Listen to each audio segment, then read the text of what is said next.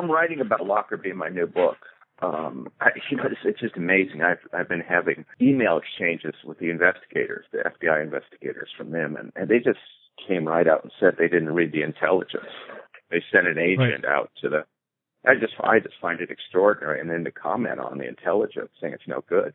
Is this Richard Marquis? Is it? Yeah, he's taken a moral position on this. I mean, I could still be convinced that the Libyans did it only, but I still need to be convinced of that, But anyhow, I don't do closed mind stuff. And your impressions of the MH17 disaster? Well, I mean, I've been commenting about this on TV, and I'm going with. I mean, I work on TV, so I have to go with the public narrative. Clearly at this point, without a serious investigation, you can surmise what happened. I mean, but what I surmise and what happened in these events is more often than not wrong. I mean, I'm just lacking sort of any concrete intelligence on what happened. It's too confusing in that part of Russia and that part of the Ukraine to say who did what to whom. I mean, on the face of it, I think it was probably the rebels who made a mistake. Yeah. I mean, don't forget that Lockerbie had a lot to do with the shooting down of the Airbus. I mean, there's always the possibility that someone from that area got a hold of an SA-11. I think it's going to probably and implicate the rebels. You just don't know. I mean, the problem is in the United States is the narrative is the initial one is picked up and is maintained until someone times to reconcile it. And so me, like every American, just, I think 85% of Americans think it was Russian supplied weapon and that it was fired by mistake. They thought they were firing at a Ukrainian airliner. Have you been surprised that there's been some material published by what's loosely being called the U.S. intelligence community? First of all, the intercepts. I've never seen intercepts like this that were so timely and so good. Uh-huh. So, and I've been calling them the Ukrainian intercepts. But see, those. I mean, it's just masterful. The Ukrainians, how they're taking these intercepts, getting the early part of the narrative, and putting it out there and seizing the high ground or the low ground or whatever the hell you want to call it. I noticed some of the intelligence material that's been published supposedly by the U.S. intelligence most of it had been sourced through social media. What does that tell us about the lack of conventional intelligence? I think what we're talking about is there is no American intelligence in the eastern Ukraine. Uh-huh. That's social media there is, and then there's no apparent independent American intercepts, or none that they want to publish, at least. I just think the United States is blind in the Donbass region. So it leaves everybody to speculate, like me working in the media, terribly mistaken not to let the investigators pour into that region and right after. I mean, yes. in the hours to say, hey, if you can't come to the Ukraine, come to Russia. That's what I would have done. But it's a propaganda war at this point. And by the time this all settles down, no one's going to remember what happened, and Russia's going to get. No one's going to get around to looking at the facts.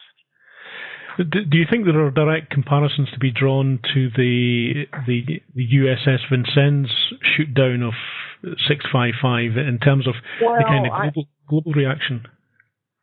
The Vincennes, but I mean the United States acknowledged responsibility for that and paid compensation to the Iranians. But what happened is that the United States in the public dialogue separated the Vincennes from Lockerbie. I mean, you ask most people, they don't want to know they don't even know about the Vincennes shooting down Lockerbie. Yeah. So when you get into media, it's like you just need a big bullhorn, and people will just come to the easy conclusions.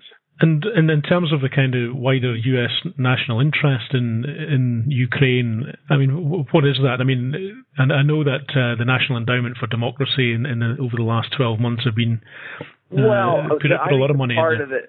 the part of the narrative is that people are definitely missing here is the whole idea of, bringing, the former Soviet Union, whether it's Georgia or the Ukraine, under some sort of NATO alliance or missile defense system, and that this was a direct challenge to what Russia considered its national interest in the near abroad. But that's just forgotten here, that Russia does believe, whether rightly or wrongly, that it has this interest in the Ukraine, that it simply can't have, some sort of defensive alliance set up on its border.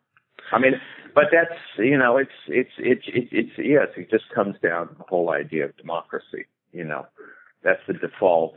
Well, this guy was elected president, and he's fighting for national borders, and I think people just don't even think about the possibility these are unnatural borders, and that Putin is driven by domestic politics.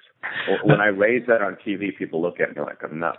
It's this, especially Americans in foreign policy can't deal with complexity. There's been some speculation in the UK media that US interest in the Ukraine has been, in some respects, follows on from the decisions in Syria and the Russian pressure in Syria not to have an intervention there, and that in some ways this is an attempt to put Russia in a box, if you like. I think Russia saved us in Syria. If we had rushed in, for instance, surface-to-air missiles to the Syrian opposition, and they were stolen by ISIS, and they were now shooting down civilian airliners, it would have been a different story. Yeah. Syria was much too complicated for us to deal with unilaterally, and I think that it was a great Russian-American victory to get rid of the chemical weapons. Yes. It didn't make the war go away, but it was certainly saved the United States another foreign policy catastrophe. I mean, there is no, you don't get things in your plus column that pay off later for the Russians. The Putin can't say, hey, now that we saved you in Syria, you owe us in the Ukraine, and that's, back off. I mean, I think it's Victoria Nuland is the one that's really, the idea that she contributed to the problems in the Ukraine is just missed here, or that the U.S. could possibly have, provoked this. It had a role in it, and a minor role, but still a role. But again, that's more complexity. And do you think that there are direct comparisons to be made, for example, to Lockerbie? I spoke earlier today with Henry Hughes, who was an air accident investigator, an American air accident investigator, who's done a lot of work on the TWA 800 disaster in 1996, and he said, that you can have these really intensive investigations like we had in Lockerbie, but even when you've had those, and even when you've had a conviction, speculation can continue for decades, forever. Well, first of all, the Libyan and McGrahy. I know I might go to the grave believing he didn't do it alone. Where are the Libyan records? Where are the Libyan witnesses? Where's Abdullah Sanusi? He was supposedly behind this. Yes. What's he said about it? And just we're just dealing in, it's Western justice just wants to put these cases away, and that there's a feeling of justice has been done. Yes. It's the sentiment that it's a just world that's more important than actually getting at the facts. Because, I think even Dick Marchese would admit that one Libyan didn't do it. He'll just say, well, the rest will come out eventually. Well, yeah, it might or may not. Are there possibilities I can't even begin to suspect with MH17? Yeah. I can think of all sorts of conspiracy theories that that are possibilities, but I have no evidence for them. Not conspiracy theories, but machinations that could have brought down this airplane. But I go with Occam's razor. If it's somebody sat there and they had an incomplete radar system, and they were shooting at what they thought were Ukrainian fighters bombing them. It's a civil war, and bang, there goes the missile. Yes. But if someone came along with evidence saying, no, this was really an idea to frame the Ukrainian distance, Well, show me the evidence. But you can never exclude it. You didn't think it was odd? I mean, one thing that struck me was the Ukrainian Interior Minister had laid the blame at the rebels within an hour of the shoot down, or the apparent shoot down. That whole agenda, as you mentioned, seemed to go quite, accelerate quite quickly. When I spoke to air accident investigators in the UK and in the US this morning, they were saying, this may look like a missile shoot down, but there are other factors there, that they have to look at. How important is it to keep an open mind? Well, I think it's absolutely important. I mean, I think these investigations, we look at all these shoot downs, probably go on for years, and you need an objective group in there investigating it. You can't be trying people on Fox News. And as far as the technical information of what was captured by a satellite, I have no comment on that. Yes. I mean, and one of the problems is with all of this is we have the Iraq experience about the invasion in 2003. I mean, the United States just lost an enormous amount of credibility. Yes.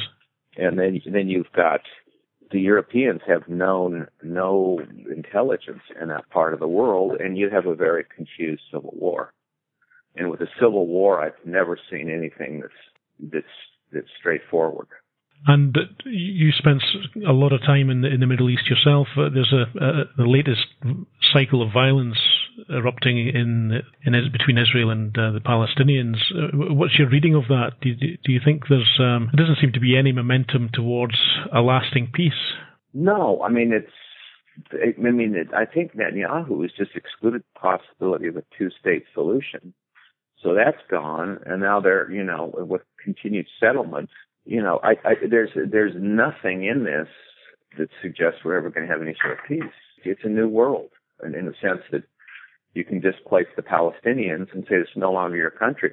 And people, just don't deal with the facts. I mean, here, people believe that it was always the Jewish population, So, yes. I mean, it's so emotional here, so based on Christianity and the idea, and, entertainment and film and the rest of it, that we don't deal in the facts.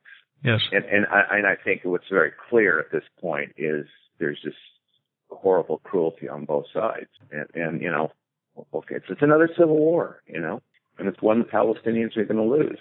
I spoke to an Israeli peace activist actually last week who is based in Jerusalem, and she said she'd visited the West Bank and said she'd never seen destruction like it before, and she'd been there over a period of years, but it seems to have taken on a new level of intensity latterly. But how can you call Hezbollah a terrorist organization? I don't think it is a terrorist organization. I don't call it a terrorist organization. I think it's got American blood on its hands. I don't use the word terrorism, but I mean, it's on a list of U.S. government. Is that still libelous? It's just crazy. Your lawyers. And the EU, Hezbollah are on the list of terrorist organizations by the European Union as well. So. Yeah, I mean, I think that's probably not entirely fair. It's a national liberation organization in many ways. But yeah.